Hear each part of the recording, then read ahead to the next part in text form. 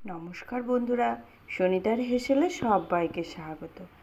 আজ আপনাদের সঙ্গে আমি শেয়ার করব ঢ্যাঁড়স বা ভেন্ডির ঝালের রেসিপি। বানানো কিন্তু খুবই সহজ আর খেতে হয় অসাধারণ।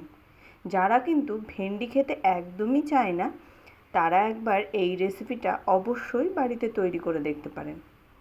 তার জন্য দেখুন, এখানে আমি ঢ্যাঁড়স বা ভেন্ডি নিয়েছি 250 গ্রাম পরিমাণে। ভেন্ডিগুলোকে আমি কিন্তু পরিষ্কার করে ধুয়ে নিয়ে 2 মুখ কেটে নিয়ে আর একটু চিড়েও নিয়েছি।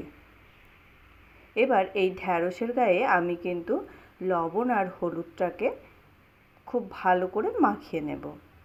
মাখিয়ে আমি প্রায় মিনিট 5 মতন রেখে দেব। আর ঢ্যাঁড়সগুলো কাটার আগে অবশ্যই কিন্তু ধুয়ে তাই কাটতে হবে, তাই না হলে ঢ্যাঁড়সের যে নাল ভাবটা সেটা কিন্তু থেকে যাবে।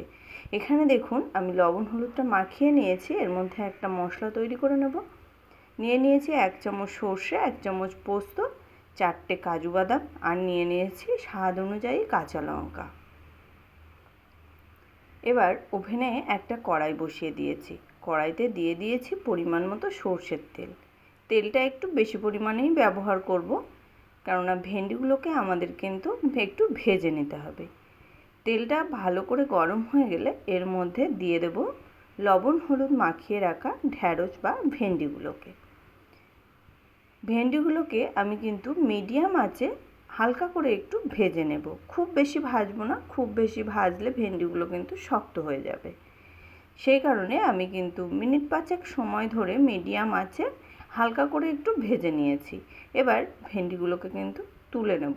আর ভাজার সময় করে কিন্তু ঢাকা দেবেন না। ঢাকা দিলে ভেন্ডির যে সবুজ কালারটা আছে সেটা কিন্তু নষ্ট হয়ে যাবে।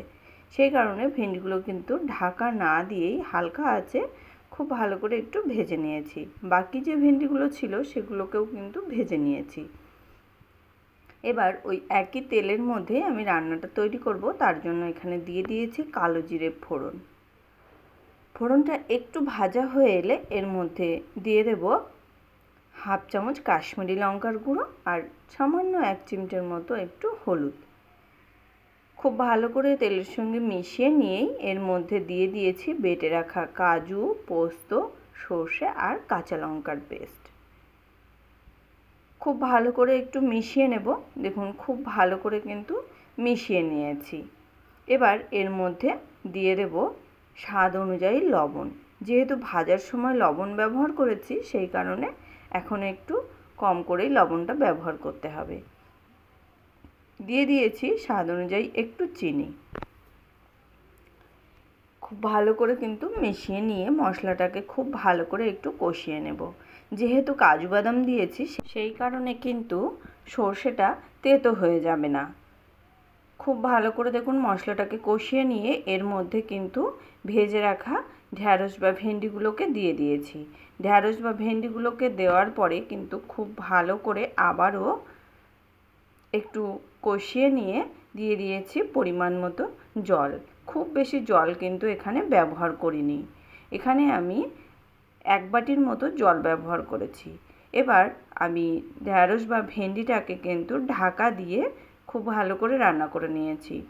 ভেন্ডিগুলো কিন্তু খুব সুন্দরভাবে সিদ্ধ হয়ে গেছে, ঝোলটাও কিন্তু অনেকটাই কমে এসেছে। এবার এর মধ্যে দিয়ে দিয়েছি কয়েকটা চিড়ে রাখা কাঁচা লঙ্কা।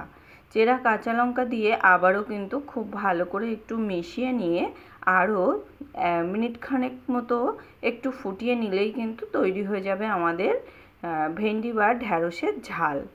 তাহলে বন্ধুরা দেখুন, কত সহজেই কিন্তু এই সুস্বাদু ঢ্যাঁড়সের ঝাল রেসিপিটি তৈরি করে নেওয়া যায়। এটা কিন্তু গরম গরম ভাতের সঙ্গে খেতে অসাধারণ লাগে।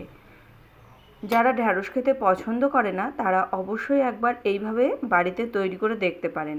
একদমই নালে ভাবটা কিন্তু থাকে না। তাহলে বন্ধুরা, আমার এই ঢ্যাঁড়সের রেসিপিটি আপনাদের কেমন লাগলো অবশ্যই কিন্তু কমেন্ট করে জানাবেন। যদি ভালো লেগে থাকে তাহলে একটা লাইক করবেন আর সাবস্ক্রাইব করে পাশে থাকার অনুরোধ রইল। আজকের মতো এই পর্যন্তই। আবার হাজির হয়ে যাব অন্য কোনো রেসিপি নিয়ে। ভালো থাকবেন, সুস্থ থাকবেন। ধন্যবাদ।